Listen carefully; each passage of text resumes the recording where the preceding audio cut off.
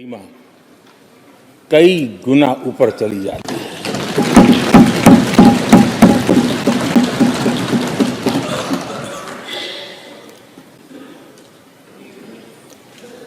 ये 75वां गणतंत्र दिवस, इसके बाद संसद का नया भवन, सेनेगल की अगुवाई, ये सारा दृश्य अपने आप में बहुत ही प्रभावी था। मैं जब वहां से पूरे कार्यक्रम को मैं भागीदारी कर रहा था, यहां से तो उतना हमें भव्यता नजर नहीं आती है, लेकिन वहां सब मैंने देखा कि वाकई नए सदन में इस गरिमापूर्ण उपस्थिति में राष्ट्रपति, उपराष्ट्रपति जी और आप, हम सबके मन को प्रभावित करने वाला वो दृश्य हमेशा हमेशा याद है।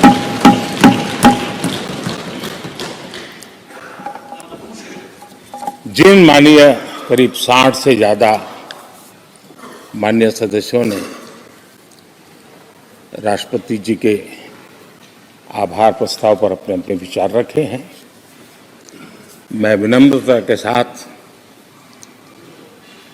अपने अपने विचार व्यक्त करने वाले सभी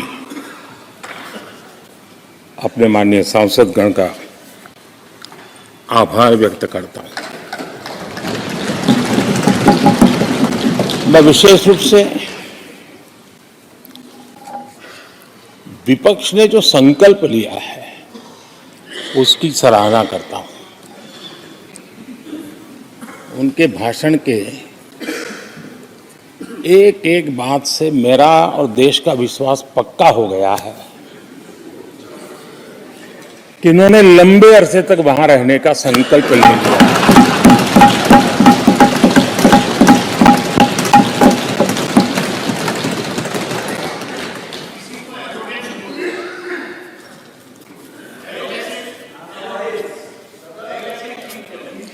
आप कई दशक तक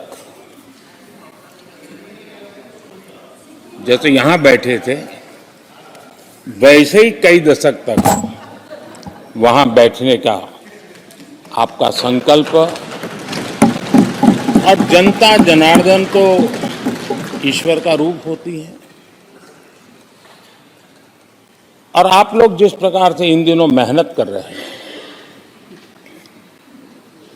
मैं पक्का मानता हूं कि ईश्वर रूपी जनता जनार्दन आपको जरूर आशीर्वाद देगी, और आप जिस ऊंचाई पे हैं उससे भी अधिक ऊंचाई पर जरूर पहुंचेंगे, और अगले चुनाव में दर्शक दिशा में दिखेंगे।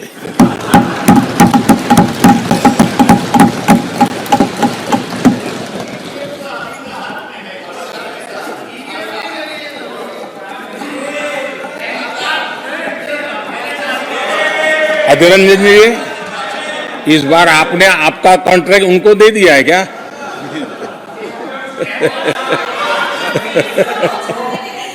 हमारे गीता में बोलते हैं कि अहंकारम बलम दर्पम। आपने इन्हीं चीजों को पचाया है।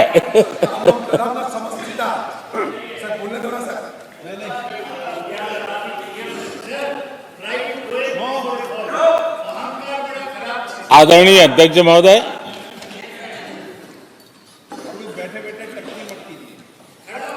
मैं देख रहा हूं कि आप में से बहुत लोग चुनाव लड़ने का हौसला भी खो चुके हैं, और मैंने सुना है बहुत लोग पिछली बार भी सीट बदली, इस बार भी कुछ सीट बदलने के फिराक में हैं, और मैंने सुना है बहुत लोग अब लोकसभा के बजाय राज्यसभा में जाना चाहते हैं। तो स्थितियों का आकलन करके वो अपना अपना रास्ता ढूंढ रहे हैं। आदरणीय अध्यक्ष जी, राष्ट्रपति जी का भाषण एक प्रकार से तथ्यों के आधार पर, हकीकतों के आधार पर एक बहुत बड़ा दस्तावेज है जो देश के सामने राष्ट्रपति जी ने प्रस्तुत किया। और इस पूरे दस्तावेज को आप देखेंगे तो उन हकीकतों को समेटने का प्रयास किया है जिससे देश किस स्पीड से प्रगति कर रहा है, किस स्केल के साथ गतिविधियों का विस्तार हो रहा है, उसका लेखा जोखा आदरणीय राष्ट्रपति जी ने प्रस्तुत किया है। आदरणीय राष्ट्रपति जी ने भारत के उज्जवल भविष्य को ध्यान में रखते हुए 4 मजबूत स्तंभों पर हम सबका ध्यान केंद्रित किया है और उनका सही आकलन है कि देश के 4 स्तंभ जितने ज्यादा मजबूत होंगे, जितने ज्यादा विकसित होंगे, जितने ज्यादा समृद्ध होंगे, हमारा देश उतना ही समृद्ध होगा, उतना ही तेजी से समृद्ध होगा। और उन्होंने इन 4 स्तंभों का उल्लेख करते हुए देश की नारी शक्ति, देश की युवा शक्ति, देश के हमारे गरीब भाई बहन और देश के हमारे किसान, हमारे मछुआरे, हमारे पशुपालक, उनकी चर्चा की है। इनके सशक्तिकरण के माध्यम से राष्ट्र के विकसित भारत के लक्ष्य को प्राप्त करने की जो राह है, उसका स्पष्ट दिशा निर्देश आदरणीय राष्ट्रपति जी ने कहा है। अच्छा होता, हो सकता है आपके यहां फिशरमैन माइनॉरिटी के ना हो सकता है आपके यहां पशुपालक माइनॉरिटी के ना हो सकता है किसान आपके यहाँ माइनॉरिटी के ना हो सकता है महिलाएं आपके यहाँ माइनॉरिटी में ना हो सकता है कि आपके यहाँ युवा में माइनॉरिटी। क्या हो गया है दादा? क्या देश के युवा जी की बात होती है? समाज के सब वर्ग नहीं होते हैं क्या? देश की नारी की बात होती है? देश की सभी नारी नहीं होती है? कब तक टुकड़ों में सोचते रहोगे? कब तक समाज को बांटते रहोगे? सब सीमा करो, सीमा करो। बहुत तोड़ा देश को।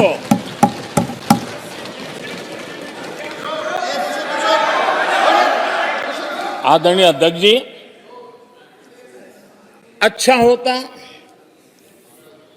कि जाते जाते तो कम से कम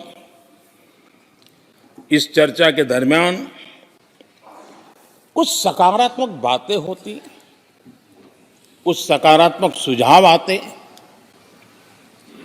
लेकिन हर बार की तरह आप सब साथियों ने देश को बहुत निराश किया,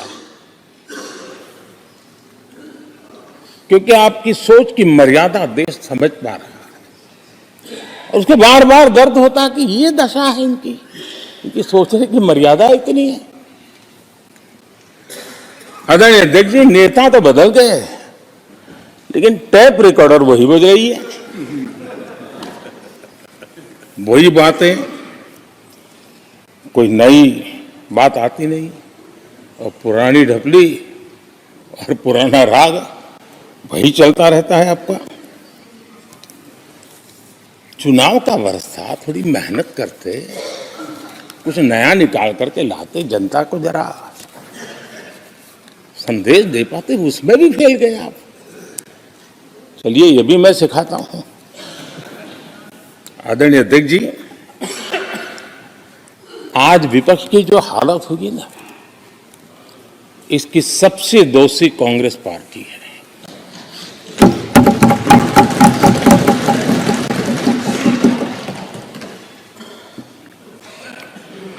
कांग्रेस को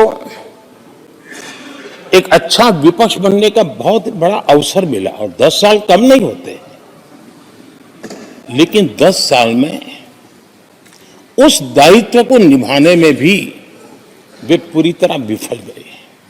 और जब खुद विफल हो गए तो विपक्ष में और भी होनहार लोग हैं, उनको भी उभरने नहीं दिया, क्योंकि फिर मामला और गड़बड़ हो जाए। इसलिए हर बार यही करते रहे कि और भी विपक्षी जो तेजस्वी लोग हैं उनको दबा दिया जाए।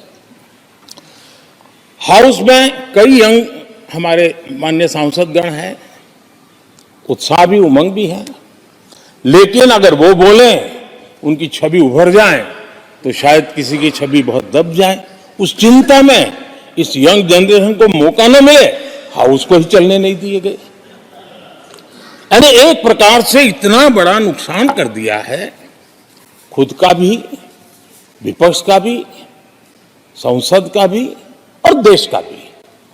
और इसलिए और मैं हमेशा चाहता हूं कि देश को एक स्वस्थ अच्छे विपक्ष की बहुत जरूरत है। प्रधानमंत्री जी बात कहिए ना, वहाँ प्रेसिडेंशियल लेवल पे बात कीजिए ना। देश ने जितना परिवारवाद का खामियाजा उठाया है और उसका खामियाजा खुद कांग्रेस ने भी उठाया है। अब अधीर बाबू की हालत हम देख रहे हैं, वरना ये समय था संसद में रहने का, लेकिन परिवारवाद की सेवा तो करनी पड़ती है।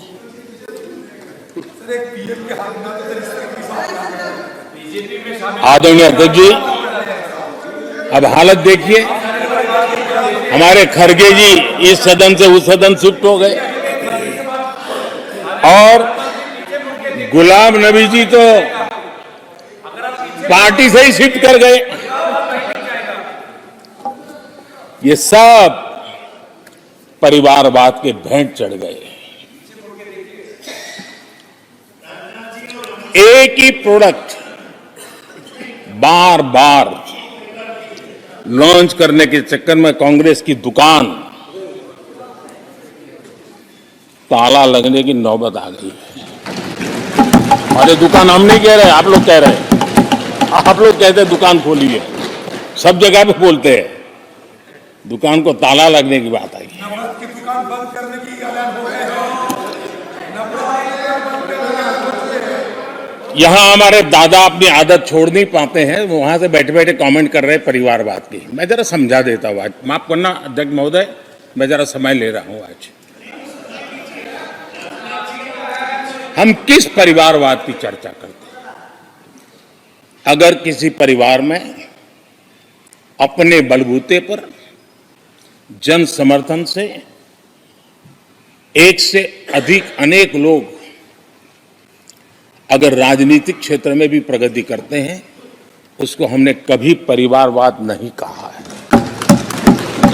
हम परिवारवाद की चर्चा वो करते हैं जो पार्टी परिवार चलाता है, जो पार्टी परिवार के लोगों को प्राथमिकता देती है, जो पार्टी के सारे निर्णय परिवार के लोग ही करते हैं, वो परिवारवाद है। न राजनाथ जी की कोई पॉलिटिकल पार्टी है, न अमित शाह की कोई पॉलिटिकल पार्टी है। और इसलिए जहां एक परिवार को पार्टियां लिखी जाती हैं, वो लोकतंत्र में उचित नहीं है। लोकतंत्र में पार्टी अनेक, एक परिवार के 10 लोग राजनीति में आए, कुछ बुरा नहीं है। हम तो चाहते हैं नौजवान लोग आए।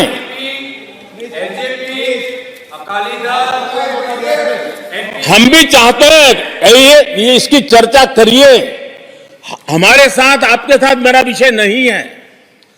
देश के लोकतंत्र के लिए परिवारवादी राजनीति, पारिवारिक पार्टियों की राजनीति, ये हम सबकी चिंता का विषय होना चाहिए। और इसलिए मैं किसी परिवार के 2 लोग अगर प्रगति करते हैं, उसको तो मैं स्वागत करूंगा। 10 लोग प्रगति करें, मैं स्वागत करूंगा। देश में जितनी नई पीढ़ी अच्छे लोग आए स्वागत योग्य है।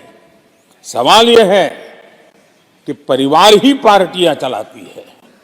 पक्का है कि ये अध्यक्ष नहीं होगा तो उसका बेटा होगा, ये नहीं होगा तो उसका बेटा होगा। ये लोकतंत्र का खतरा है। और इसलिए अच्छा हुआ दादा, थैंक यू। ये विषय कभी बोलता नहीं था, आज बोल दिया मैंने। आदरणीय अध्यक्ष जी, एक ही प्रोडक्ट को बार बार लॉन्च करने का भरपूर प्रयास हो रहा है।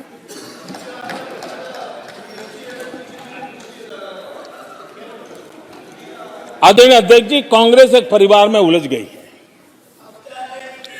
देश के करोड़ों परिवार की आकांक्षाएं और उपलब्धियां वो देख पा ही नहीं रहे, देख सकते नहीं, अपने परिवार के बाहर देखने की तैयारी नहीं है।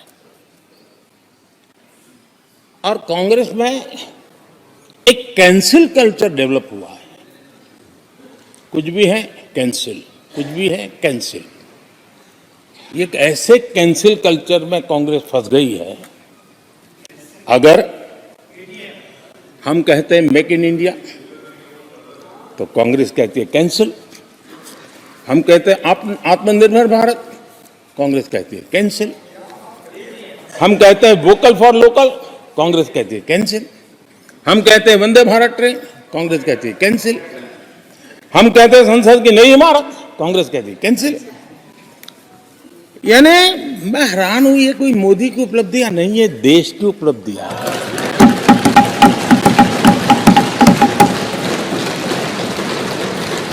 इतनी नफरत कब तक पाले रखोगे? और उसके कारण देश की सफलताएं, देश के अचीवमेंट, उसको भी कैंसिल करके आप बैठ गए हो।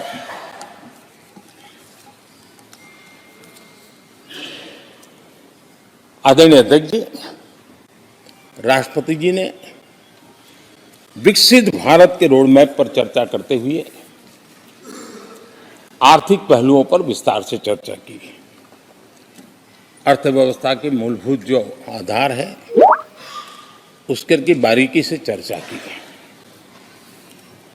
और भारत की मजबूत अर्थव्यवस्था को आज पूरी दुनिया सराह रही है। पूरी दुनिया उससे प्रभावित है और जब विश्व संकट से गुजर रहा है तब तो उनको और ज्यादा अच्छा लगता है। G20 समिट के अंदर सारे देश ने देखा है कि पूरा विश्व भारत के लिए क्या सोचता है, क्या कहता है, क्या आशा करता है।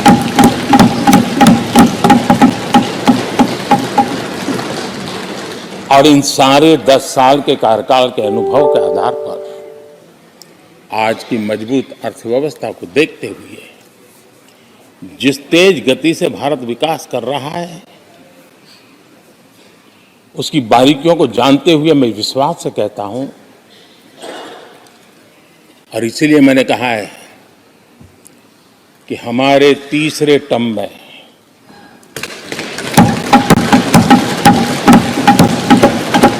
भारत दुनिया की तीसरी बड़ी आर्थिक ताकत बनेगा।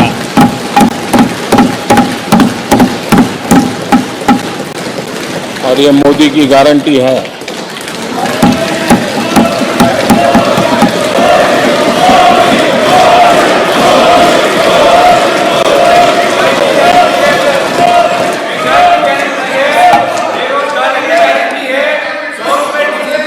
माननीय अध्यक्ष जी को पहले मौका नहीं दिया था क्या? अब तो मौका दिया है ना। हाँ,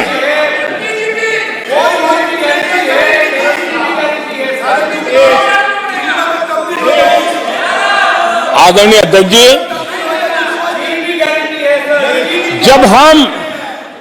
जब हम दुनिया की तीसरी बड़ी आर्थिक शक्ति बनकर के उभरेंगे कहते हैं तो हमारे विपक्ष में बैठे कुछ साथी कैसा कुतर्क देते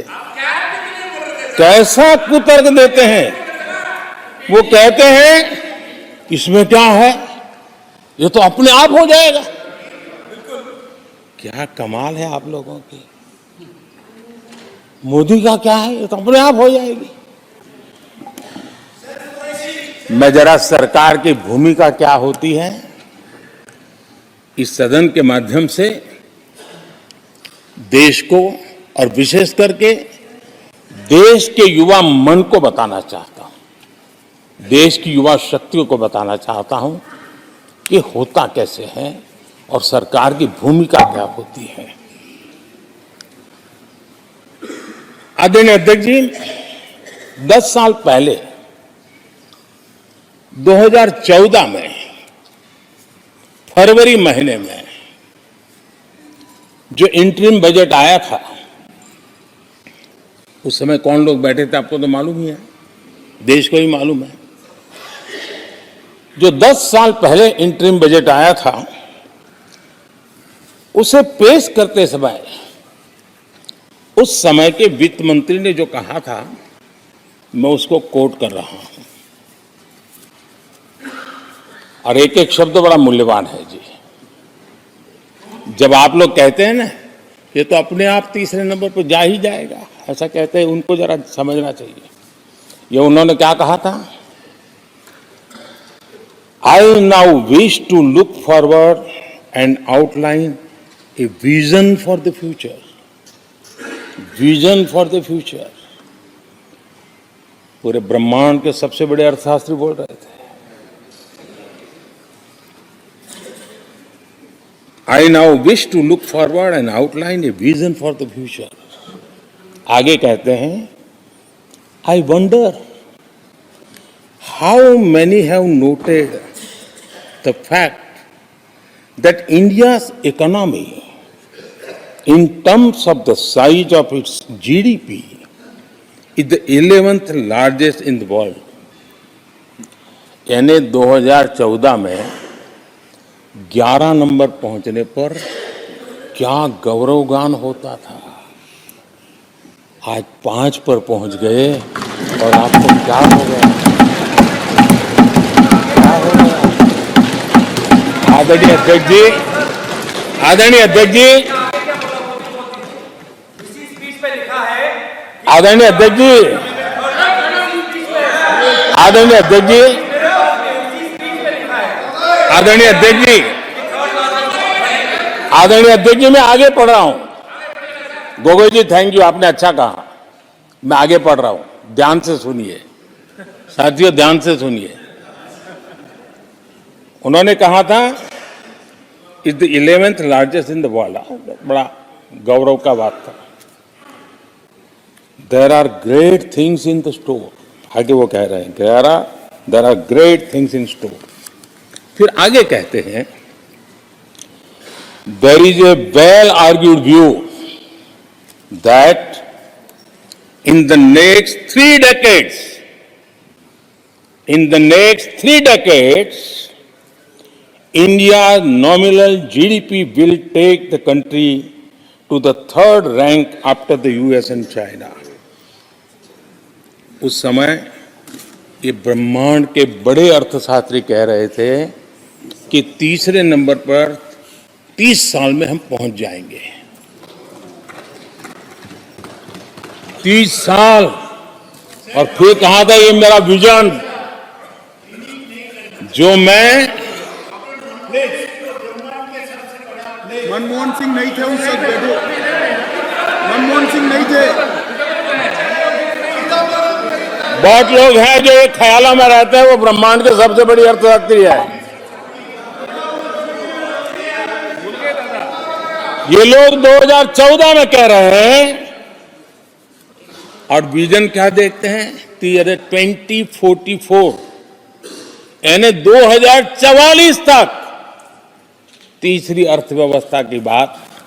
ये इनकी सोच, ये इनकी मर्यादा, सपना भी देखने का सामर्थ्य खो चुके थे लोग। संकल्प तो दूर की बात थी। 30 साल का इंतजार करने के लिए मेरे देश की युवा पीढ़ी को कह कर गए थे, लेकिन हम आज आपके सामने विश्वास से खड़े हैं, इस पवित्र सदन में खड़े हैं और मैं आपको विश्वास दिलाता हूं कि 30 साल हम नहीं लगने देंगे। ये मोदी की गारंटी है। मेरे तीसरे कार्यकाल में देश दुनिया की तीसरी आर्थिक शक्ति बन जाए।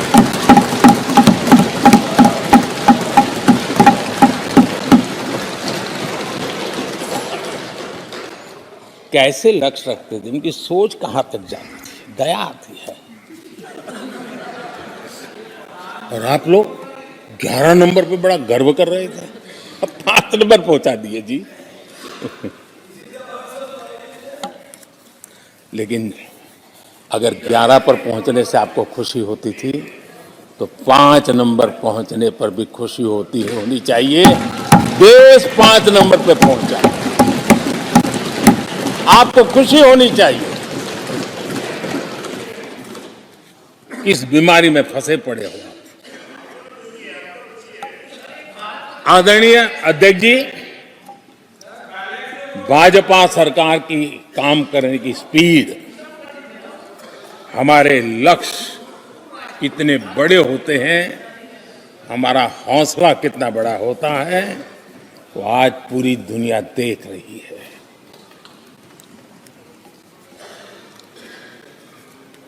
और आदरणीय अध्यक्ष जी, एक कहावत है हमारे उत्तर प्रदेश में, खास एक कहावत कही जाती है, 9 दिन चले 2.5 कोस।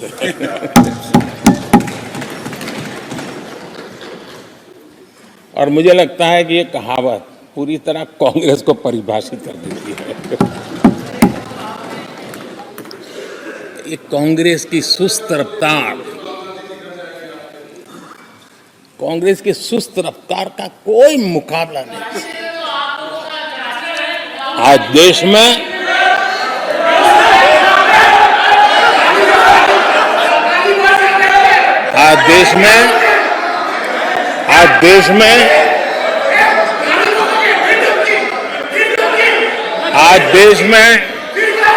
जिस रफ्तार से काम हो रहा है,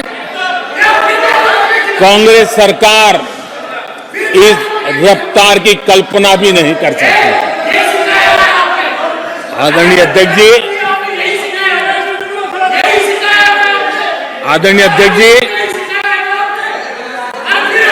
शहरी गरीबों के लिए हमने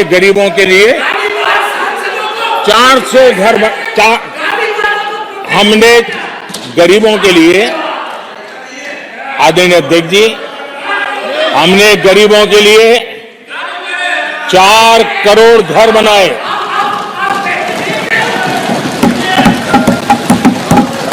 और शहरी गरीबों के लिए 80 लाख पक्के मकान शहरी गरीबों के लिए बने।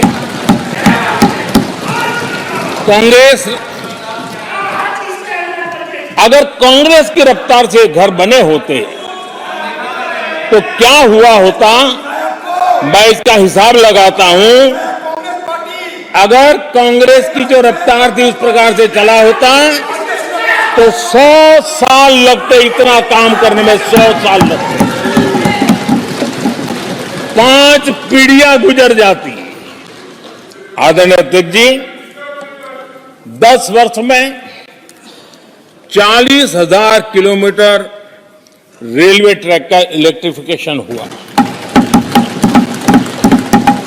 अगर कांग्रेस की रफ्तार से देश चलता, इस काम को करने में 80 साल लग जाते। एक प्रकार से 4 पीढ़ियां गुजर जाती। आदरणीय अध्यक्ष जी, हमने 17 करोड़ अधिक गैस कनेक्शन दिए। ये मैं 10 साल का हिसाब दे रहा हूं।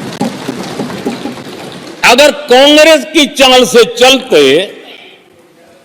तो ये कनेक्शन देने में और 60 साल लग जाते। 3 पीढ़ियां धुएं में खाना पकाते पकाते गुजर जाती। आदरणीय अध्यक्ष जी, हमारी सरकार ने सैनिटेशन कवरेज 40% से 100% तक पहुंची है। अगर कांग्रेस की रफ्तार होती तो ये काम होते होते 60-70 साल और लगते और कम से कम 3 पीढ़ियां गुजर जाती, लेकिन गारंटी नहीं होता कि नहीं होता। आदरणीय अध्यक्ष जी, कांग्रेस की जो मानसिकता है, जिसका देश को बहुत नुकसान हुआ है, कांग्रेस ने देश के सामर्थ्य पर कभी भी विश्वास नहीं किया। वे अपने आप को शासक मानते रहे और जनता जनार्दन को हमेशा कमतर आंकते गए, छोटा आंकते गए। आदरणीय अध्यक्ष जी, देश के नागरिकों के लिए कैसा सोचते थे, मैं जानता हूं, मैं नाम बोलते ही उनको जरा चुभन होगी, लेकिन 15 अगस्त लाल किले से प्रधानमंत्री नेहरू ने जो कहा था वो मैं जरा पढ़ता हूं। लाल किले से भारत के प्रथम प्रधानमंत्री ने जो कहा था वो पढ़ रहा हूं, नेहरू जी ने। उन्होंने कहा था, हिंदुस्तान में काफी मेहनत करने की आदत आम तौर से नहीं है। हम इतना काम नहीं करते जितना कि यूरोप वाले या जापान वाले या चीन वाले या रूस वाले या अमेरिका वाले करते हैं। ये नेहरू जी लाल किले से बोल रहे हैं। यह न समझिए, यह न समझिए कि वह, यह न समझिए कि वह कौमें, ये न समझिए कि वह कौमें कोई जादू से खुशहाल हो गई। वो मेहनत से हुई है और अक्ल से हुई है। ये उनको सर्टिफिकेट दे रहे हैं, भारत के लोगों को नीचा दिखा रहे हैं। यानी नेहरू जी की भारतीयों के प्रति सोच थी कि भारतीय आलसी है। नेहरू जी की भारतीयों के लिए सोच थी कि भारतीय कम अक्ल के लोग होते हैं। और आदरणीय अध्यक्ष जी, इंदिरा जी की सोच भी उससे ज्यादा अलग नहीं थी। इंदिरा जी ने जो लाल किले से 15 अगस्त को कहा था,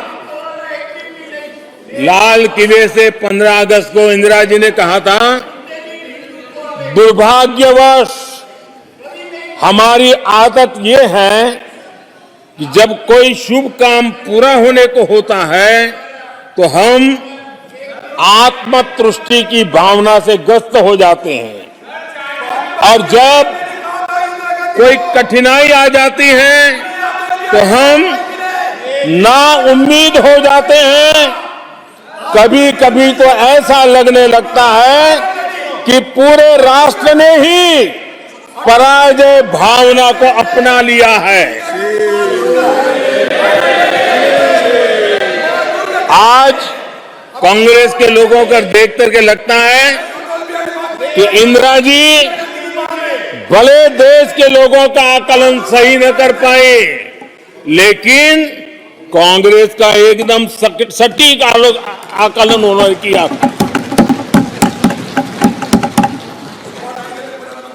कांग्रेस के शाही परिवार के लोग मेरे देश के लोगों को ऐसा ही समझते थे, उनके विषय में ऐसे ही सोचते।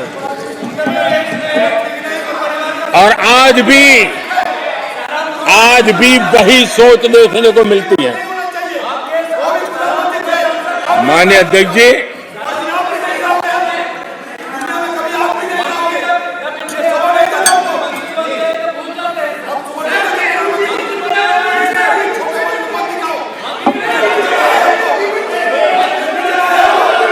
माननीय अध्यक्ष जी, कांग्रेस का विश्वास हमेशा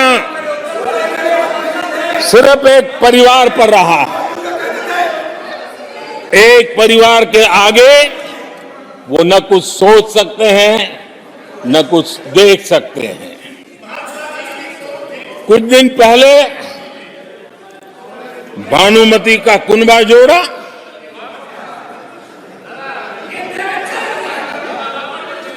लेकिन फिर एकला चलो रे करने लग गए। कांग्रेस के लोगों ने नया नया मोटर मैकेनिक का काम सीखा है और इसलिए अलाइनमेंट क्या होता है उसका ज्ञान तो हो गया होगा, लेकिन मैं देख रहा हूं अलायंस का ही अलाइनमेंट बिगड़ गया।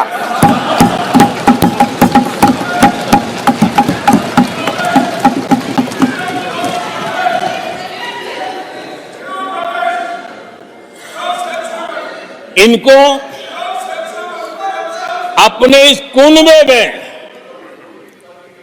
अगर एक दूसरे पर विश्वास नहीं है तो ये लोग देश पर विश्वास कैसे करेंगे। आदरणीय अध्यक्ष जी, हमें देश के सामर्थ्य पर भरोसा है, हमें लोगों की शक्ति पर भरोसा है। आदरणीय अध्यक्ष जी, देश की जनता ने हमें जब पहली बार सेवा करने का अवसर दिया तो हमने पहले कार्यकाल में यूपीए के समय के जो गड्ढे थे वो गड्ढे भरने में हमारा काफी समय और शक्ति लगी। हम पहले कार्यकाल में वो गड्ढे भरते रहे। हमने दूसरे कार्यकाल में नए भारत की नींव रखी और तीसरे कार्यकाल में हम विकसित भारत को निर्माण को नई गति देंगे। आदरणीय अध्यक्ष जी,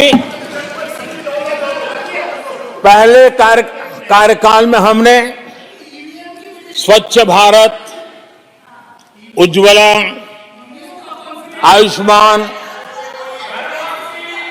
आयुष्मान भारत, बेटी बचाओ बेटी पढ़ाओ, उसी प्रकार से सुगम्य भारत, डिजिटल इंडिया, ऐसे कितने ही जनहित के कामों को अभियान का स्वरूप देकर के आगे बढ़ाए। टैक्स व्यवस्था आसान हो, इसके लिए जीएसटी जैसे निर्णय लिए और हमारे इन कामों को देख करके जनता ने भरपूर समर्थन दिया। जनता ने बहुत आशीर्वाद दिए, पहले से भी ज्यादा आशीर्वाद दिए और हमारा दूसरा कार्यकाल प्रारंभ हुआ। दूसरा कार्यकाल संकल्पों और वचनों की पूर्ति का कार्यकाल रहा।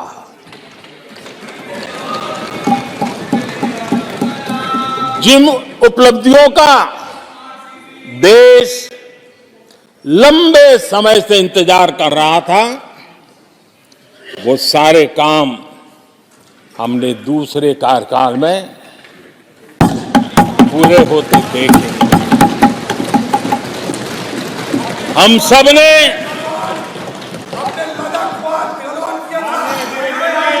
सब ने 370 खत्म होते हुए देखा।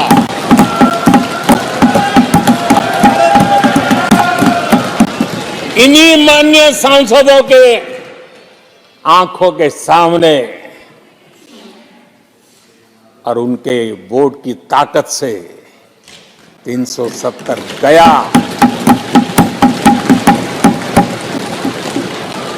नारी शक्ति वंदन अधिनियम ये दूसरे कार्यकाल में कानून बना। आदरणीय अध्यक्ष जी, अंतरिक्ष से लेकर के ओलंपिक तक सशस्त्र बलों से संसद तक नारी शक्ति के सामर्थ्य की गूंज है।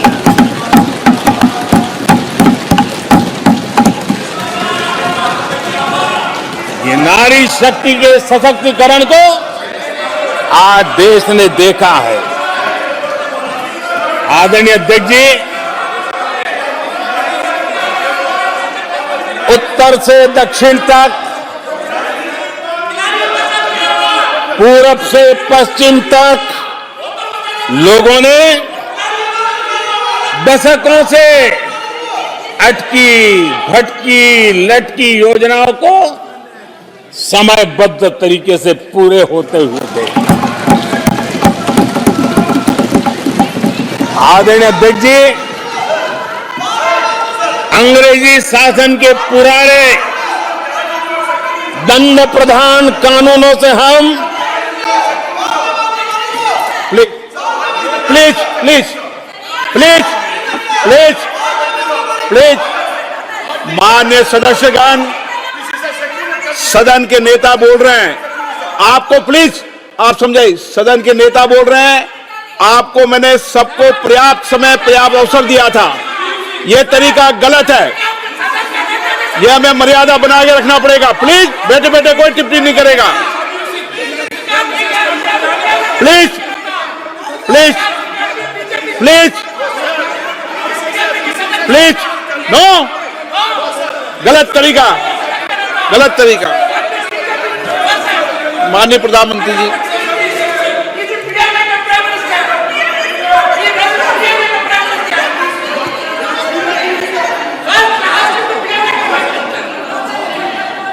ये तरीका है क्या आपका?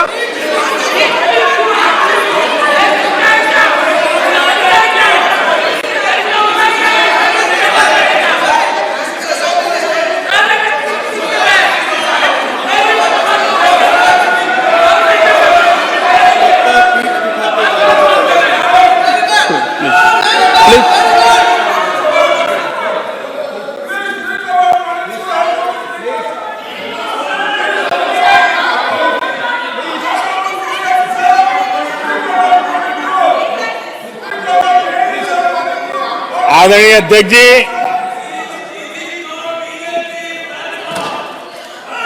अंग्रेजी शासन के पुराने कानून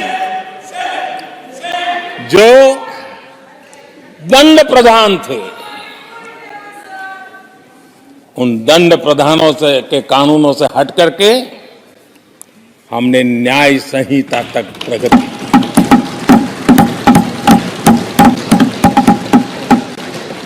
हमारी सरकार ने सैकड़ों ऐसे कानूनों को समाप्त किया जो अप्रासंगिक हो गए थे।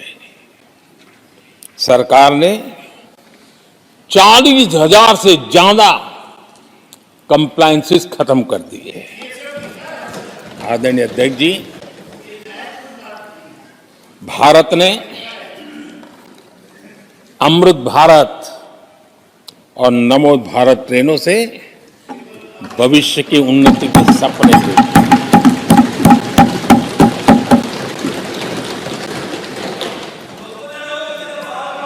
आदरणीय अध्यक्ष जी, देश के गांव-गांव ने, देश के कोटि-कोटि जनों ने विकसित भारत की संकल्प यात्रा देखी है और सैचुरेशन के पीछे कितनी मेहनत की जाती है, उसके हक की चीज उसको मिले, उसके दरवाजे दस्तक देकर के देने का प्रयास देश पहली बार देख रहा है।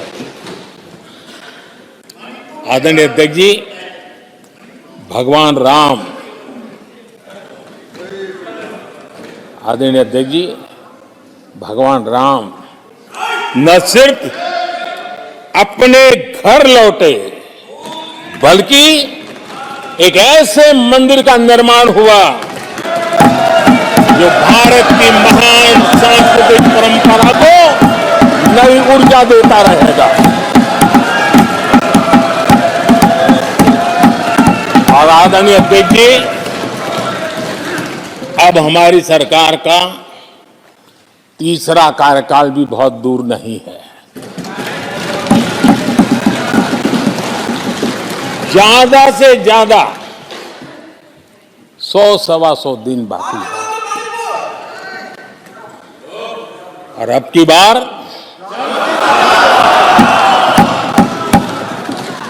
पूरा देश कह रहा है, अब की बार खड़गे जी भी कह रहे हैं। लेकिन अध्यक्ष जी, मैं आमतौर पर ये आंकड़े के चक्कर में नहीं पड़ता, लेकिन मैं देख रहा हूं देश का मिजाज एनडीए को तो 400 पार करवा ही के रहेगा, लेकिन भारतीय जनता पार्टी को 370 सीट अवश्य देगा।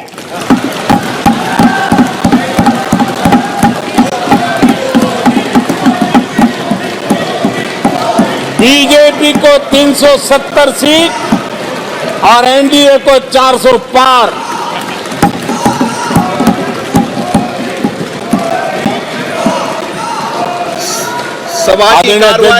सभा की कार्रवाई इस विषय की समाप्ति तक बढ़ा दी जाए।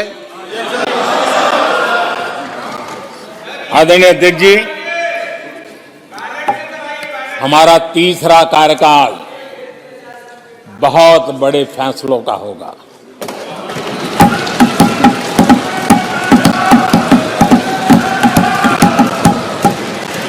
मैंने लाल किले से कहा था और राम मंदिर प्राण प्रतिष्ठा के समय भी मैंने उसको दोहराया था। मैंने कहा था देश को अगले 1000 वर्षों तक समृद्ध और सिद्धि के शिखर पर देखना चाहिए। तीसरा कार्यकाल अगले 1000 वर्षों के लिए एक मजबूत नींव रखने का कार्यकाल होगा।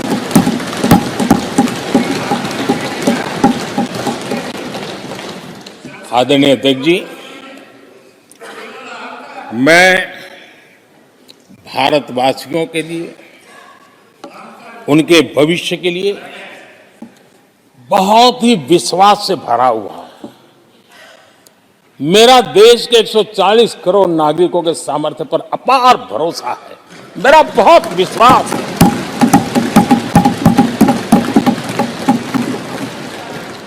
दस वर्षों में 25 करोड़ लोग गरीबी से बाहर आए, ये सामर्थ्य दिखाता है। आदरणीय अध्यक्ष जी, मैंने हमेशा कहा है कि गरीब को अगर साधन मिले, गरीब को अगर संसाधन मिले, गरीब को अगर स्वाभिमान मिले, तो हमारा गरीब गरीबी को परास्त करने का सामर्थ्य रखता है। और हमने वो रास्ता चुना और मेरे गरीब भाइयों ने गरीबी को परास्त करके दिखाया है। और इसी सोच के साथ हमने गरीब को साधन दिए, संसाधन दिए, सम्मान दिया, स्वाभिमान दिया। 50 करोड़ गरीबों के पास आज बैंक खाता है, कभी वो बैंक से गुजर नहीं पाता। 4 करोड़ गरीबों के पास पक्का घर है। घर उसके स्वाभिमान को एक नया सामर्थ्य देता है। 11 करोड़ से अधिक परिवारों को पीने का शुद्ध जल पानी नल से मिल रहा है। 55 करोड़ से अधिक गरीबों को आयुष्मान भारत कार्ड मिला है। घर में कोई भी बीमारी आ जाए उस बीमारी के कारण फिर से वो गरीबी की तरफ लुढ़क न जाए, उसको भरोसा है कितनी भी बीमारी क्यों ना आ जाए, मोदी बैठा है। 80 करोड़ लोगों को मुफ्त अनाज की सुविधा दी गई है। आदरणीय अध्यक्ष जी, मोदी ने उनको पूछा जिनको पहले कोई पूछता तक नहीं था। देश में पहली बार रेहड़ी पटरी वाले साथियों के बारे में सोचा गया। पीएम स्वनिधि योजना से आज वो ब्याज के चक्कर से बाहर निकले, बैंक से पैसे लेकर अपने कारोबार को बढ़ा रहे हैं। देश में पहली बार हाथ का हुनर जिनका सामर्थ्य है, जो राष्ट्र का निर्माण भी करते हैं, ऐसे मेरे विश्वकर्मा साथियों के बारे में सोचा गया। उनको आधुनिक टूल, आधुनिक ट्रेनिंग, पैसों की मदद, वैश्विक मार्केट उनके लिए खुल जाए, ये मेरे विश्वकर्मा भाइयों के लिए हमने कहा। देश में पहली बार पीबीटीजी यानी जनजातियों में भी अति पिछड़े जो हमारे भाई बहन हैं, संख्या बहुत कम है, वोट के हिसाब से किसी को नजर नहीं जाती। हम वोट से परे हैं, हम दिलों से जुड़े हैं, और इसलिए पीबीटीजी जातियों के लिए पीएम जनमन योजना बना करके उनके कल्याण का मिशन मोड में काम उठाया है। इतना ही नहीं,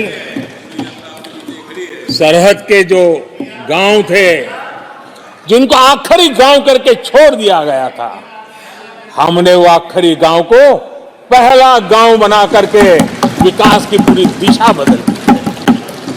आदरणीय अध्यक्ष जी, मैं जब बार बार मिलेट्स की वकालत करता हूं, मिलेट्स की दुनिया के अंदर जाकर के चर्चा करता हूं, G20 के देशों को लोगों के सामने गर्व के साथ मिलेट्स परोसता हूं, उसके पीछे मेरे दिल में 3 करोड़ से ज्यादा मेरे छोटे किसान हैं जो मिलेट्स की खेती करते हैं। इनका कल्याण, इससे हम जुड़े हुए हैं। आदरणीय अध्यक्ष जी, जब मैं वोकल फॉर लोकल की बात करता हूं, जब मैं मेक इन इंडिया की बात करता हूं, तब मैं करोड़ों गृह उद्योग, लघु उद्योग, कुटीर उद्योग, उससे जुड़े हुए मेरे लाखों परिवारों के साथ उनके कल्याण के लिए सोचता हूं। आदरणीय अध्यक्ष जी, खादी, कांग्रेस पार्टी ने उसको भुला दिया, सरकारों ने भुला दिया। आज मैं खादी के ताकत देने में सफलतापूर्वक आगे बढ़ा हूं, क्योंकि खादी के साथ, हैंडलूम के साथ करोड़ों बुनकरों की जिंदगी लगी हुई है। मैं उनके कल्याण को देखता हूं। आदरणीय अध्यक्ष जी, हमारी सरकार हर कोने में गरीबी को निकालने के लिए, गरीब को समृद्ध बनाने के लिए अनेक विविध प्रयासों को कर रही है। जिनके लिए वोट बैंक ही था, उनके लिए उनका कल्याण संभव नहीं था।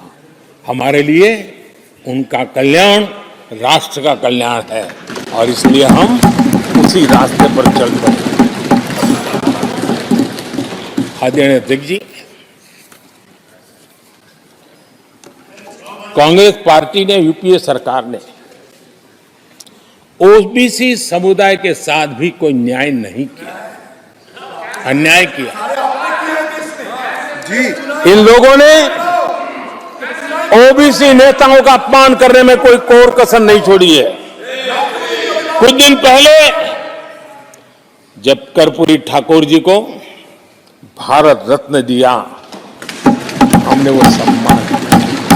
लेकिन याद करिए, उस कर्पूरी ठाकुर अति पिछड़े समाज से ओबीसी समाज के उस महापुरुष के साथ क्या व्यवहार हुआ था,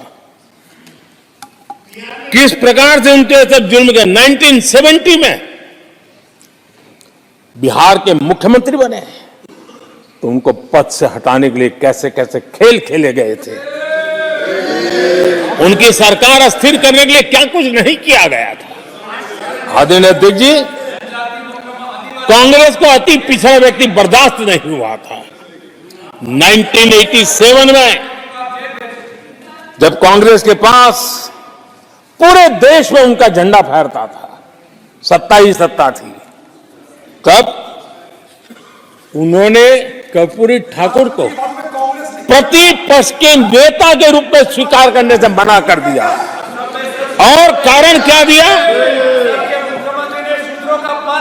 वो संविधान का सम्मान नहीं कर सकते। जिस कर्पूरी ठाकुर ने पूरा जीवन लोकतंत्र के सिद्धांतों के लिए, संविधान की मर्यादाओं के लिए खपा दिया, उनका अपमान करने का काम कांग्रेस पार्टी ने किया था। आदरणीय अध्यक्ष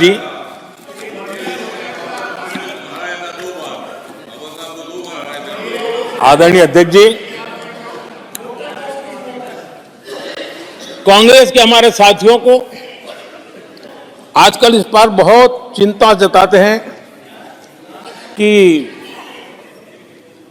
सरकार में ओबीसी कितने लोग हैं, कितने पद पर कहां है, उसके हिसाब किताब करते रहते हैं। लेकिन मैं हैरान हूं, उनको इतना सबसे बड़ा ओबीसी नजर नहीं आता है। कहां आंखें बंद करके बैठ जाते हैं। आदरणीय अध्यक्ष जी, जरा मैं जो दुनिया भर की चीजें करते हैं, मैं कहना चाहता हूं, ये क्लास है। ये यूपीए के समय एक एक्स्ट्रा कॉन्स्टिट्यूशनल बॉडी बनाई गई थी, जिसके सामने सरकार की कुछ नहीं चलती थी। नेशनल एडवाइजरी काउंसिल, जरा कोई निकाल करके देखे उसमें क्या कोई ओबीसी था क्या? जरा निकाल के देखिए। इतनी बड़ी बड़ी पावरफुल बॉडी बनाई थी और वो अपॉइंट कर रहे थे। आदरणीय अध्यक्ष जी, पिछले 10 वर्षों में नारी शक्ति के सशक्तिकरण को लेकर के अनेक विध कदम उठाए गए। नारी के नेतृत्व में समाज के सशक्तिकरण पर काम किया गया है। आदरणीय अध्यक्ष जी, अब देश की बेटी, हिंदुस्तान में कोई ऐसा सेक्टर नहीं है जहां देश की बेटियों के लिए दरवाजे बंद हो।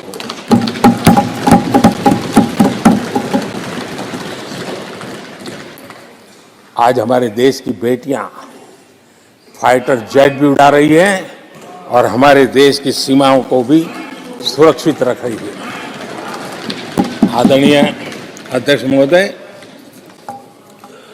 ग्रामीण व्यवस्था, अर्थव्यवस्था हमारी, women self help group 10 crore बहनें जुड़ी है और आर्थिक गतिविधि करती है और ग्रामीण अर्थव्यवस्था को वो नई ताकत दे रही है।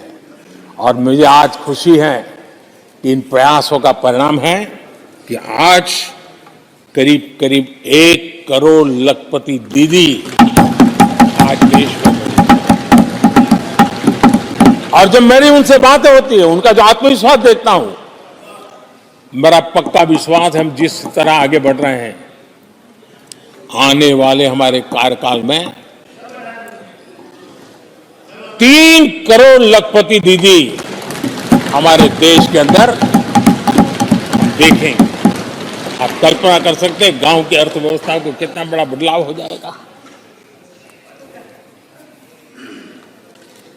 आदरणीय अध्यक्ष जी, हमारे देश में बेटियों के संबंध में जो पहले सोच थी, समाज के घर में घुस गई थी, दिमाग में भी घुस गई थी, आज वो सोच कितनी तेजी से बदल रही है। थोड़ा सा बारीकी से देखेंगे तो हमें पता चलेगा कितना बड़ा सुखद बदलाव आ रहा है।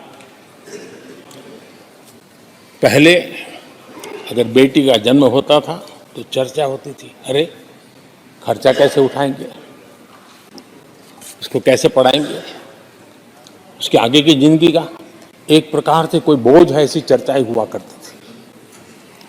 आज बेटी पैदा होती है तो पूछा जाता है, अरे सुकन्या समृद्धि अकाउंट खुला कि नहीं खुला? बदलाव। आदरणीय जी, पहले सवाल होता था प्रेग्नेंट होने पर नौकरी नहीं कर पाओगे। पहले ये बात होती थी प्रेग्नेंट होने पर नौकरी नहीं कर पाओगे। आज कहा जाता है 26 हफ्ते की पेड लीव और बाद में भी अगर चाहिए मिलेगी। ये बदलाव होता है। पहले समाज में सवाल होते थे कि महिला होकर नौकरी क्यों करना चाहती हो, क्या पति की सैलरी कम पड़ रही, ऐसे सवाल होते थे। आज लोग पूछ रहे हैं, मैडम आपका जो स्टार्टअप है ना बहुत प्रगति कर रहा है, क्या मुझे नौकरी मिलेगी? ये बदलाव।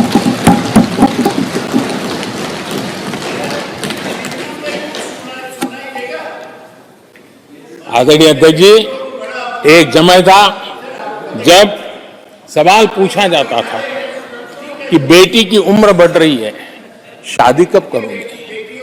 बेटी की उम्र बढ़ रही है, शादी कब करोगे? आज पूछा जाता है, बेटी पर्सनल और प्रोफेशनल दोनों कामों को संतुलित कितना बढ़िया करती हो, कैसे करती हो?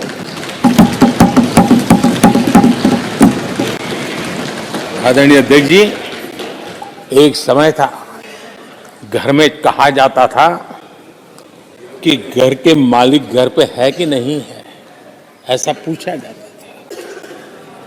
घर के मुखिया को बुलाइए, ऐसा कहते थे।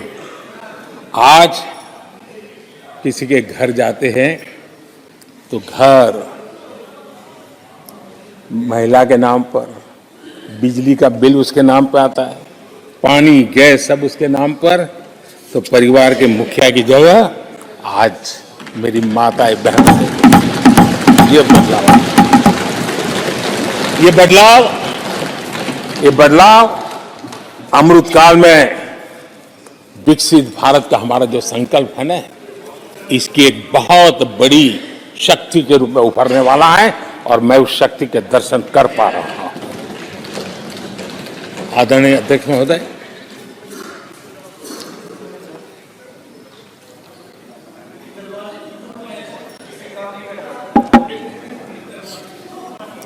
किसानों के लिए आंसू बहाने की आदत मैंने बहुत देखी है।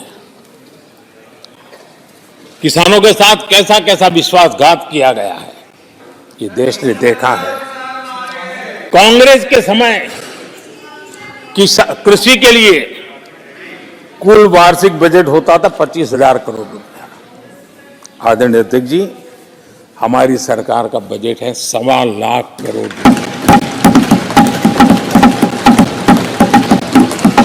आदरणीय अध्यक्ष जी, कांग्रेस ने अपने 10 साल के कार्यकाल में 7 लाख करोड़ रुपया का धान और गेहूं किसानों से खरीदा था। हमने 10 वर्ष में करीब 18 लाख करोड़ का धान गेहूं। कांग्रेस सरकार ने दलहन और तिलहन नाम मात्र कभी कहीं की हो तो की हो, हमने 1.25 लाख करोड़ रुपए से भी अधिक का दलहन और तिलहन खरीदा है। हमारे कांग्रेस के साथियों ने पीएम किसान सम्मान निधि का मड़ा उजाया और जब मैंने मेरी पहली टर्म में योजना शुरू की थी तो मुझे याद है कि झूठा नैरेटिव की जो फैशन चल पड़ी है, गांव में जाके कहा जाता था कि देखिए ये मोदी के पैसे मत लेना, ये चुनाव एक बार जीत गया तो सारे पैसे ब्याज समेत तुमसे वापस मांगेगा, ऐसा झूठ फैलाया गया था। किसानों को इतना मूर्ख बनाने की कोशिश की गई थी। आदरणीय अध्यक्ष जी, पीएम किसान सम्मान निधि 2,80,000 करोड़ रुपए हमने भेजे। पीएम फसल बीमा योजना 30,000 रुपया का प्रीमियम और उसके सामने 1.5 लाख करोड़ रुपया मेरे किसान भाई बहनों को दिया। कांग्रेस ने अपने शासनकाल में कभी भी मछुआरे पशुपालक की तो नामो निशान नहीं था उनके काम में। पहली बार इस देश में मछुआरों के लिए अलग मंत्रालय बना, पशुपालन के लिए अलग मंत्रालय बना। पहली बार पशुपालक को, मछुआरों को किसान क्रेडिट कार्ड दिया गया ताकि कम ब्याज से उसको बैंक से पैसा मिल सके, वो अपना कारोबार बढ़ा सके। किसान और मछुआरों की चिंता सिर्फ जानवरों की नहीं होती है, जिंदगी का एक महत्वपूर्ण हिस्सा है। आर्थिक चक्र को चलाने में इन पशुओं की भी बहुत बड़ी भूमिका होती है। हमने फुट एंड माउथ डिसीज उससे हमारे पशुओं को बचाने के लिए 50 करोड़ से ज्यादा टीके लगाए हैं, पहले कभी सोचा नहीं। आदरणीय अध्यक्ष महोदय, आज भारत में युवाओं के लिए जितने नए अवसर बने हैं ये पहले कभी नहीं बने। आज पूरी वोकेबलरी बदल गई है, शब्द पूरे जो पहले कभी सुनने को नहीं मिलते थे वो बोलचाल के सहज दुनिया में शब्द आ चुके हैं। आज चारों तरफ स्टार्टअप्स की गूंज है, यूनिकॉर्न्स चर्चा में है। आज डिजिटल क्रिएटर्स एक बहुत बड़ा वर्ग हमारे सामने है। आज गिग इकोनॉमी की चर्चा हो रही है। ये युवाओं के जुबान पर ये नए भारत की नई वोकेबलरी है, ये नई आर्थिक साम्राज्य की नई परिवेश है, नई पहचान है। ये सेक्टर युवाओं के लिए रोजगार के लाखों नए अवसर बना रहे हैं। 2014 से पहले डिजिटल इकोनॉमी की साइज ना के बराबर थी, बहुत ज्यादा उसकी चर्चा भी नहीं थी। आज भारत दुनिया की डिजिटल इकोनॉमी है, अग्रणी है। लाखों युवा इससे जुड़े हैं और आने वाले समय में ये डिजिटल इंडिया मूवमेंट जो है वो देश के नौजवानों के लिए अनेक अनेक अवसर, अनेक अनेक रोजगार, अनेक अनेक प्रोफेशंस के लिए अवसर लेकर के आने वाला है। आदरणीय अध्यक्ष जी, आज Bharat made in India phone दुनिया में पहुंच रहे हैं।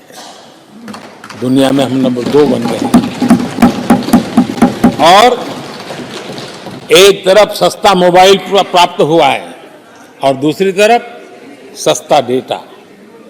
इन दोनों ने एक बहुत बड़ा रिवॉल्यूशन लाया है देश में और दुनिया में।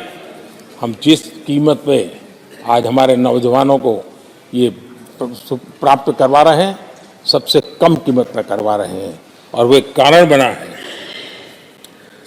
आज मेड इन इंडिया अभियान रिकॉर्ड मैन्युफैक्चरिंग, रिकॉर्ड एक्सपोर्ट या देश देख रहा है।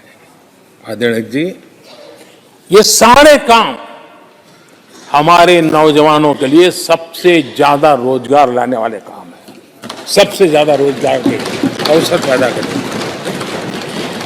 आदरणीय अध्यक्ष महोदय, 10 वर्ष में टूरिज्म सेक्टर में अभूतपूर्व उछाल आया है। हमारे देश में ये ग्रोथ और टूरिज्म सेक्टर ऐसा है जिसमें कम से कम पूंजी निवेश में अधिक से अधिक लोगों को रोजगार देने वाला अवसर है और सामान्य से सामान्य व्यक्ति को भी ये रोजगार देने वाला अवसर है।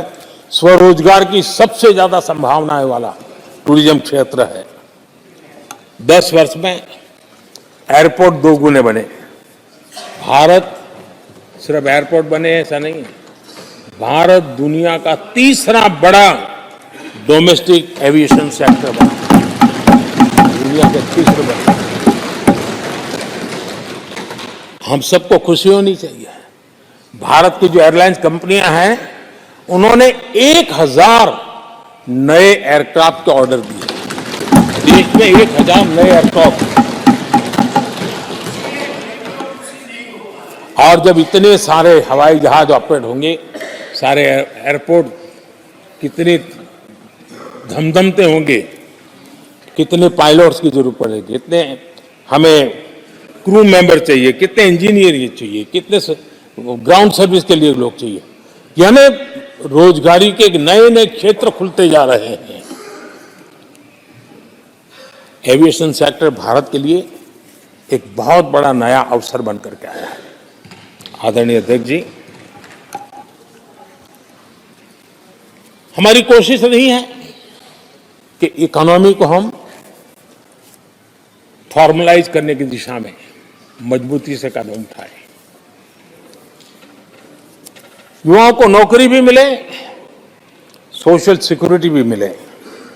इन दोनों को लेकर के और आपने जिन बातों के आधार पर हम निर्णय करते हैं और देश में भी माना जाता है, वो एक होता है डाटा ईपीएफओ का। ईपीएफओ में जो रजिस्ट्रेशन होता है 10 साल में करीब 18 करोड़ नए सब्सक्राइबर आए और वो तो सीधा पैसों से जुड़ा खेल होता है, उसमें फर्जी नाम नहीं होते हैं। मुद्रा लोन पाने वालों में 8 करोड़ लोग ऐसे हैं जिन्होंने जीवन में पहली बार कारोबार अपना शुरू किया है, बिजनेस। और जब मुद्रा लोन लेता है तो खुद तो रोजगारी पाता है, 1 या 2 और लोगों को भी रोजगारी देता है, क्योंकि उसका काम ऐसा होता है। हमने लाखों स्ट्रीट वेंडर्स को सपोर्ट किया है। 10 करोड़ महिलाएं एसएचजी से जुड़ी, जैसा मैंने कहा 1 लाख, लखपति दीदी 1 करोड़, ये अपने आप में बहुत। और मैंने जैसा कहा हम 3 करोड़ के टारगेट को। आदरणीय अध्यक्ष जी, कुछ आंकड़े हैं जो अर्थशास्त्री समझते हैं, नहीं सामान्य मानवी भी समझता है। 2014 से पहले के 10 वर्षों में इंफ्रास्ट्रक्चर के निर्माण में करीब करीब 12 लाख करोड़ का बजट था। 10 साल में 12 लाख करोड़। बीते 10 वर्षों में इंफ्रास्ट्रक्चर निर्माण के अंदर बजट 44 लाख करोड़, 44 लाख करोड़। रोजगार कैसे बढ़ते हैं इससे समझ आता है। आदरणीय अध्यक्ष जी, इस राशि से जितनी बड़ी मात्रा में काम हुआ है, उसके कारण इतने लोगों को रोजी रोटी मिली है, इसका आप अंदाज कर सकते हैं। हम भारत को मैन्युफैक्चरिंग का, रिसर्च का, इनोवेशन का हब बने, उस दिशा में देश की युवा शक्ति को प्रोत्साहित कर रहे हैं, व्यवस्थाएं विकसित कर रहे हैं, आर्थिक मदद के योजनाएं बना रहे हैं। आदरणीय अध्यक्ष जी, एनर्जी के क्षेत्र में हम हमेशा डिपेंडेंट रहे। एनर्जी के सेक्टर में हमें आत्मनिर्भर होने की दिशा में बहुत कुछ करने की आवश्यकता है और हमारी कोशिश है ग्रीन एनर्जी की तरफ। हाइड्रोजन को लेकर के हम बहुत बड़ी मात्रा में आगे बढ़ रहे हैं, उसमें अभूतपूर्व निवेश। उसी प्रकार से दूसरा क्षेत्र है जिसमें भारत को लीड लेनी होगी, वो है सेमीकंडक्टर। पिछली सरकारों ने जितने प्रयास किए लेकिन सफलता नहीं मिली। अब हम जिस स्थिति में पहुंचे हैं, मैं विश्वास से कहता हूं कि हमारे 3 दशक खराब भले हो गए, लेकिन आने वाला समय हमारा है। हम सेमीकंडक्टर के क्षेत्र में अभूतपूर्व निवेश में देख रहा हूं और भारत दुनिया को एक बहुत बड़ा कंट्रीब्यूशन करेगा। इन सारे कारणों से आदरणीय अध्यक्ष जी, क्वालिटी जॉब की संभावनाएं बहुत बढ़ने वाली हैं और जिसके कारण समाज में जैसे जैसे हमने एक अलग स्किल मिनिस्ट्री बनाई, उसके पीछे हेतु ये है कि देश के नौजवानों को हुनर मिले और ऐसे अवसर मिले और हम इंडस्ट्री 4.0 उसके लिए मैन पावर को तैयार करते हुए आगे बढ़ने की दिशा में काम कर रहे हैं। आदरणीय अध्यक्ष जी, यहाँ महंगाई को लेकर के काफ़ी कुछ बातें की गई है। मैं जरूर चाहूँगा कि देश के सामने कुछ सच्चाई आनी चाहिए। इतिहास गवाह है, जब भी कांग्रेस आती है महंगाई लाती है।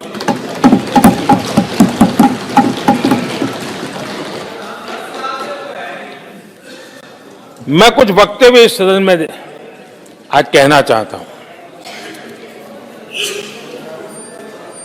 और किसी की आलोचना करने के लिए नहीं कह रहा हूं, लेकिन हो सकता है कि हमारी बात जो समझ नहीं पाते हैं वो अपने लोगों की बात को समझने का प्रयास करेंगे। कहा गया था कभी, और किसने कहा था वो मैं बाद में कहूंगा, हर चीज की कीमत बढ़ जाने की वजह से मुसीबत फैली है, आम जनता उनमें फंसी है। ये स्टेटमेंट ऑफ फैक्ट किसका है? ये कहा था हमारे पंडित नेहरू जी ने, लाल किले से कहा था उस समय। हर चीज की कीमत बढ़ जाने की वजह से मुसीबत फैली है, आम जनता उनमें फंसी है। ये उस समय की बात है। उन्होंने माना था लाल किले से, चारों तरफ महंगाई बढ़ी है। अब इस वक्तव्य के 10 साल के बाद, नेहरू जी के इस वक्तव्य के 10 साल के बाद एक और वक्तव्य का कोट आपके सामने रखता हूं। आप लोग, मैं कोट बता रहा हूं, आप लोग आजकल भी कुछ दिक्कतों में हैं, परेशानियों में हैं, महंगाई की वजह से।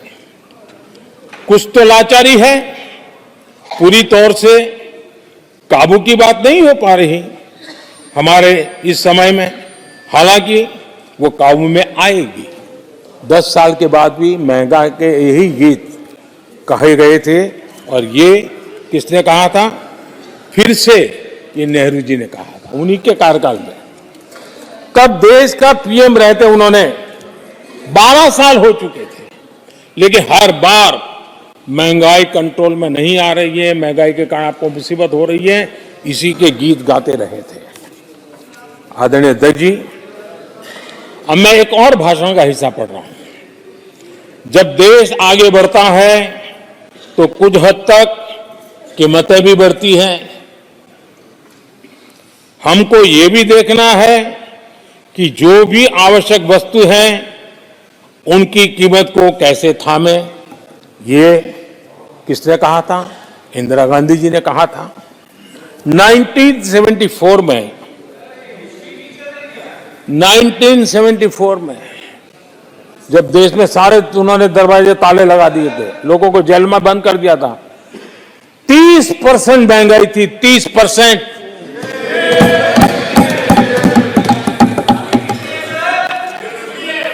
आदरणीय अध्यक्ष जी,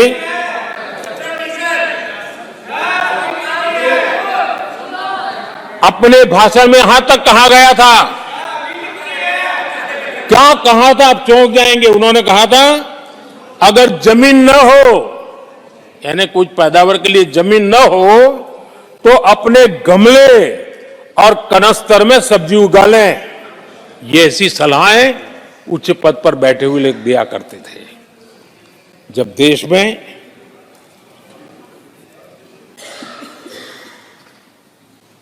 महंगाई को लेकर के 2 गाने सुपरहिट हुए थे हमारे देश में, घर घर गाए जाते थे। एक महंगाई मार गई और दूसरा महंगाई डायन खाए जा, डायन खाए जा था। और ये दोनों गाने कांग्रेस के शासनकाल में आए। आदरणीय अध्यक्ष जी, यूपीए के शासनकाल में महंगाई डबल डिजिट में थी, डबल डिजिट में महंगाई थी, इसको नकार नहीं सकते हैं। और यूपी का सरकार का तर्क क्या था जी? असंवेदनशीलता। ये कहा गया था कि महंगी आइसक्रीम खा सकते हो तो महंगाई का रोना क्यों रो रहे हो, ये कहा गया था, ये कहा गया था। जब भी कांग्रेस आई है उसने महंगाई को ही मजबूत किया है। आदरणीय अध्यक्ष जी, हमारी सरकार ने महंगाई को लगातार नियंत्रण में रखा है। दो युद्ध के बावजूद और 100 साल में आए सबसे बड़े संकट के बावजूद महंगाई नियंत्रण में है और हम कर पाए हैं।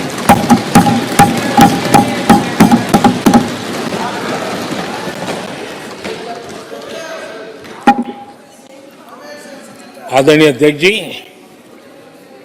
यहां पर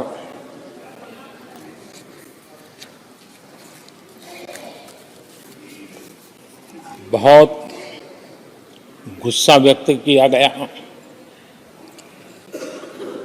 जितना हो सका उतने कठोर शब्द में गुस्सा व्यक्त किया गया। उनका दर्द मैं समझता हूं,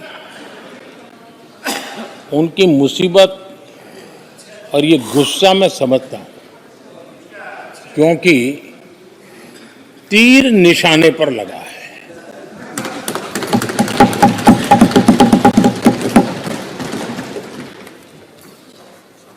भ्रष्टाचार पर एजेंसियां एक्शन ले रही हैं, उसको लेकर भी इतना गुस्सा, क्या क्या शब्दों का प्रयोग किया जा रहा है। आदरणीय अध्यक्ष जी, 10 साल पहले हमारे सदन में, पार्लियामेंट में क्या चर्चा होती थी? सदन का पूरा समय घोटालों की चर्चा पर जाता था, भ्रष्टाचार की चर्चा पर जाता था, लगातार एक्शन की डिमांड होती थी। सदन यही मांग करता रहता था, एक्शन लो, एक्शन लो, एक्शन लो। वो कालखंड देश ने देखा है, चारों तरफ भ्रष्टाचार की खबरें रोजमर्रा। और आज जब भ्रष्टाचारियों पर एक्शन लिया जा रहा है तो लोग उनका समर्थन में हंगामा करते हैं। आदरणीय अध्यक्ष जी, इनके समय में एजेंसियों का सिर्फ और सिर्फ राजनीतिक उपयोग के लिए उपयोग किया जाता था, बाकी उनको कोई काम करने नहीं दिया जाता था। अब आप देखिए उनके कालखंड में क्या हुआ। पीएमएलए एक्ट के तहत हमने पहले के मुकाबले 2 गुने से अधिक केस दर्ज किए। कांग्रेस के समय में ईडी ने 5,000 करोड़ रुपए की संपत्ति जब्त की। हमारे कार्यकाल में ईडी ने 1 लाख करोड़ रुपए की संपत्ति की। देश का लूटा हुआ माल देना ही पड़ेगा। और जिनका इतना सारा माल पकड़ा जाता हो, नोटों के ढेर पकड़े जाते हो। और अधीर बाबू तो बंगाल से आते हैं, देखे हैं नोटों के ढेर उन्होंने। तो किस किस के घर में से पकड़े जाते, किस किस राज्यों में पकड़े जाते थे। ये देश ये नोटों के ढेर देख देख करके चौंक गया है। लेकिन अब जनता को आप मूर्ख नहीं बना सकते। जनता देख रही है कि किस प्रकार से यूपीए सरकार में जो भ्रष्टाचार की बातें होती थी, उसका टोटल 10-15 लाख करोड़ का रहा है, चर्चा होती थी। हमने लाखों करोड़ के घोटाले तो अटकाए, लेकिन उन सारे पैसों को गरीबों के काम लगा दिया, गरीबों के कल्याण के लिए। अब बिचौलियों के लिए गरीबों को लूटना बहुत मुश्किल हो गया है। Direct benefit transfer, Jandhan account, Aadhaar, mobile, उसकी ताकत हमने पहचानी है। 30 लाख करोड़ रुपए से ज्यादा रकम हमने लोगों के खाते में सीधी पहुंचाई। और अगर कांग्रेस के एक प्रधानमंत्री ने कहा था कि 1 रुपया भेजते हैं 15 पैसे पहुंचते हैं, अगर उस हिसाब से मैं देखूं तो हम जो 30 लाख भेजे हैं, अगर उनका जमाना होता तो कितना रुपया कहां चला जाता, इसका हिसाब लगाइए। 15% मुश्किल से लोगों के पास पहुंचता, बाकी सब कहां चला जाता। आदरणीय अध्यक्ष जी, हमने 10 करोड़ फर्जी नाम हटाए हैं। अभी लोग पूछते हैं पहले इतना आंकड़ा था, क्यों कम हुआ? आपने ऐसी व्यवस्था बनाई थी, जिस बेटी का जन्म नहीं हुआ उसको आपके यहां से विधवा पेंशन जाते थे। और ऐसे सरकारी योजनाओं को मारने के जो रास्ते थे ना, 10 करोड़ फर्जी नाम बंद किए। ये जो परेशानी है ना इन चीजों की है, क्योंकि रोजमर्रा की काय उनकी बंद हो गई है। आदरणीय अध्यक्ष जी, हमने ये फर्जी नामों को हटाने से करीब करीब 3 लाख करोड़ रुपया फर्जी हाथों में जाने से बचाया, गलत हाथों में जाने से बचाया।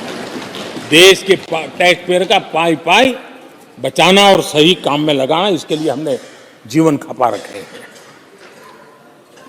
आदरणीय अध्यक्ष जी, सभी राजनीतिक दलों को भी सोचने की जरूरत है और समाज में भी जो लोग बैठे हैं उनको देखने की जरूरत है।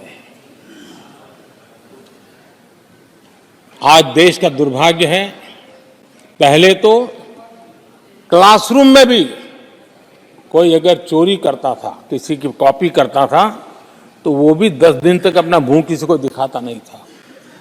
आज जो भ्रष्टाचार के आरोप जिन पे सिद्ध हो चुके हैं, जो जेलों में समय निकाल करके पैरोल पर आए, आज वॉशिंग मशीन से भी बड़ा कंधे पे लेकर के महिमा मंडन कर रहे हैं ऐसे चोरों का सार्वजनिक जीवन में। कहां ले जाना चाहते हो देश को तुम? जो सजा हो चुकी है, मैं ये तो समझता हूं कि आरोप जो है उनके लिए तो आप सोच सकते हैं, लेकिन जो गुनाह सिद्ध हो चुका है, जो सजा काट चुके हैं, जो सजा काट रहे हैं, ऐसे लोगों का महिमा मंडन करते हो आप? कौन सा कल्चर देश की भावी पीढ़ी को क्या प्रेरणा देना चाहते हो आप? कौन से रास्ते और ऐसी कौन सी आपकी मजबूरी है?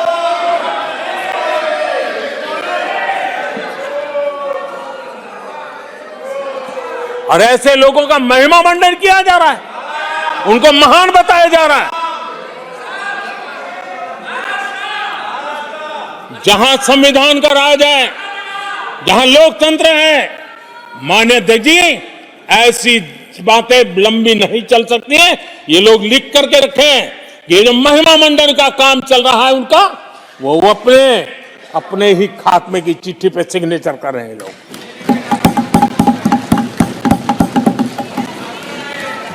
आदरणीय अध्यक्ष जी, जांच करना ये एजेंसियों का काम है। एजेंसियां स्वतंत्र होती हैं और संविधान ने उनको स्वतंत्र रखा हुआ है, और जज करने का काम न्यायाधीश का है। जज करने का काम न्यायाधीश का है और वो अपना काम कर रहे हैं। और अध्यक्ष जी, मैं इस पवित्र सदन में फिर से दोहराना चाहूंगा, जिसको जितना जुल्म मुझ पर करना है कर ले, मेरी भ्रष्टाचार के खिलाफ लड़ाई चलती रहेगी। जिसने देश को लूटा है उनको लौटाना पड़ेगा, जिन्होंने देश को लूटा है उनको लौटाना पड़ेगा। ये मैं देश को इस सदन की पवित्र जगह से वादा करता हूं। जिसको जो आरोप लगाना है लगा ले, लेकिन देश को लूटने नहीं दिया जाएगा और जो लूटा है वो लौटाना पड़ेगा। आदरणीय अध्यक्ष जी, देश सुरक्षा और शांति का एहसास कर रहा है।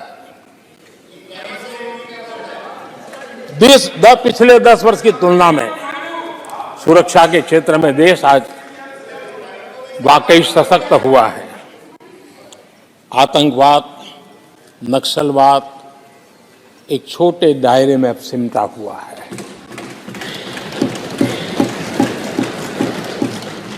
लेकिन भारत की जो टेररिज्म के प्रति जीरो टॉलरेंस नीति है, आज पूरे विश्व को भी भारत की इस नीति की तरफ चलने के लिए मजबूर होना पड़ा। भारत की सेनाएं सीमाओं से लेकर के समंदर तक अपने सामर्थ्य को लेकर के आज भी उनकी थाक है। हमें हमारी सेना के पराक्रम पर गर्व होना चाहिए। हम कितना ही उनके मोरल तोड़ने की कोशिश करें, मुझे मेरी सेना पर भरोसा है। मैंने उनके सामर्थ्य को देखा है। कुछ राजनेता सेना के लिए हल्के फुल्के शब्द बोल दें, इससे मेरे देश की सेना डिमोरलाइज होगी, ये सपनों में कोई रहते तो निकल जाए। देश के मूर्ख को वो खत्म नहीं कर सकते। और किसी के एजेंट बन करके इस प्रकार की भाषा अगर कहीं से भी उठती है, देश कभी स्वीकार नहीं कर सकता है। और जो खुलेआम देश में अलग देश बनाने की वकालत करते हैं,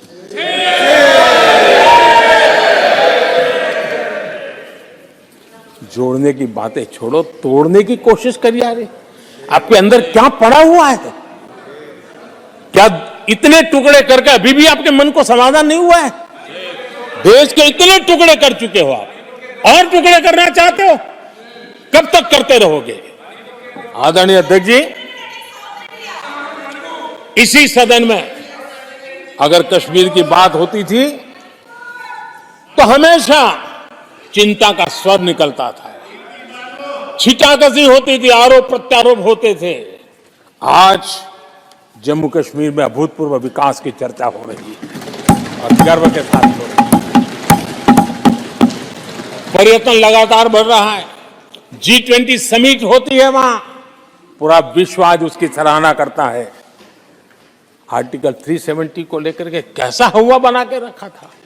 कश्मीर के लोगों ने जिस प्रकार से उसको गले लगाया है, कश्मीरी जनता ने जिस प्रकार से गले लगाया है, और आखिर के ये समस्या किसकी देन थी? किसने देश के माथे पर मारा था? किसने भारत के संविधान के अंदर इस प्रकार की दरार करके रखी हुई थी?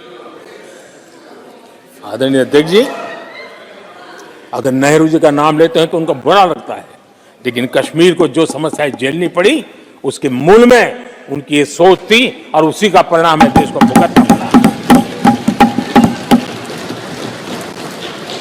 जम्मू कश्मीर के लोगों को, देश के लोगों को नेहरू जी की गलतियों का बहुत बड़ी कीमत चुकानी पड़ी है। आदरणीय अध्यक्ष जी, वो भले गलतियां करके गए, लेकिन हम मुसीबतें झेल करके भी गलतियां सुधारने के लिए हमारी कोशिश जारी रखेंगे। हम रुकने वाले नहीं हैं। हम देश के लिए काम करने के लिए निकले हुए लोग हैं। हमारे लिए नेशन फर्स्ट है। आदरणीय अध्यक्ष जी, मैं सभी राजनीतिक दलों के नेताओं से आग्रह करूंगा, सभी माननीय सदस्यों से आग्रह करूंगा, भारत के जीवन में एक बहुत बड़ा अवसर आया है। वैश्विक परिवेश में भारत के लिए बड़ा अवसर आया है। एक नए आत्मविश्वास के साथ आगे बढ़ने का अवसर आया है। राजनीति अपनी जगह पे होती है, आरोप प्रत्यारोप अपनी जगह पर होता है, कुछ नहीं होता है। और इसलिए आइए मैं निमंत्रण देता हूं आपको, कंधे से कंधा मिलाकर के हम देश के निर्माण के लिए आगे बढ़े। राजनीति में किसी भी जगह पर रहते हुए भी राष्ट्र निर्माण में आगे बढ़ने में कोई रुकावट नहीं आती। आप इस राह को मत छोड़िए। मैं आपका साथ मांग रहा हूं, मां भारती के कल्याण के लिए साथ मांग रहा हूं। मैं विश्व के अंदर जो अवसर आया है, उस अवसर को बुलाने के लिए आपका साथ मांगता हूं। मैं आपका सहयोग चाहता हूं 140 करोड़ देशवासियों की जिंदगी को और समृद्ध बनाने के लिए और सुखी बनाने के लिए। लेकिन अगर आप साथ नहीं दे सकते हैं, और अगर आपका हाथ ईंटें फेंकने पर ही तुला हुआ है तो आप लिख करके रखिए, आपकी हर ईंट को मैं विकसित भारत की नींव मजबूत करने के लिए लगाऊंगा। आपके हर पत्थर को मैं विकसित भारत के जो सपनों को लेकर के आप चले उसकी नींव मजबूत करने के लिए मैं लगाऊंगा और देश को हम उस समृद्धि की ओर लेके जाएंगे। जितने पत्थर उछाल लीजिए, आपका हर पत्थर भारत के समृद्ध, भारत के विकसित भारत के सपने को समृद्ध बनाने के लिए हर पत्थर को मैं काम में ले लूंगा। ये भी मैं आपको विश्वास दिलाता हूं। आदरणीय अध्यक्ष जी, मैं जानता हूं साथियों की तकलीफ मैं जानता हूं, लेकिन वो जो कुछ भी बोलते हैं मैं दुखी नहीं होता और दुखी होना भी नहीं चाहिए, क्योंकि मैं जानता हूं ये नामदार है, हम कामदार हैं और हम कामदारों को तो नामदारों से सुनना ही पड़ता है। जी तो नामदार कुछ भी कहते रहें, कुछ भी कहने का उनको तो जन्मजात अधिकार मिले हुए हैं और हम कामदारों को सुनना होता है। हम सुनते भी रहेंगे और देश को सहजते भी रहेंगे, देश को आगे बढ़ाते रहेंगे। आदरणीय अध्यक्ष जी, आपने मुझे इस पवित्र सदन में आदरणीय राष्ट्रपति जी के उद्बोधन को समर्थन करने के लिए बोलने का अवसर दिया। मैं आदरणीय राष्ट्रपति जी के उद्बोधन को समर्थन देते हुए धन्यवाद प्रस्ताव पर आभार व्यक्त करते हुए मेरी वाणी को विराम देता हूं।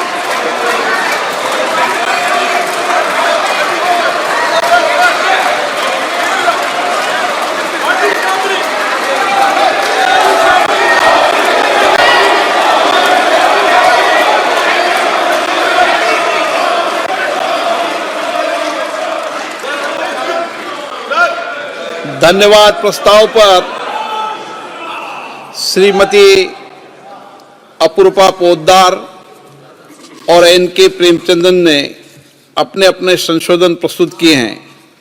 अब मैं सभी संशोधनों को एक साथ सभा के मतदान के लिए रखता हूं। प्रश्न है कि माननीय सदस्यों द्वारा प्रस्तुत सभी संशोधनों को स्वीकृत किया जाए। जो सदस्य इसके पक्ष में हाँ कहें, जो विरोध में कहें ना कहें।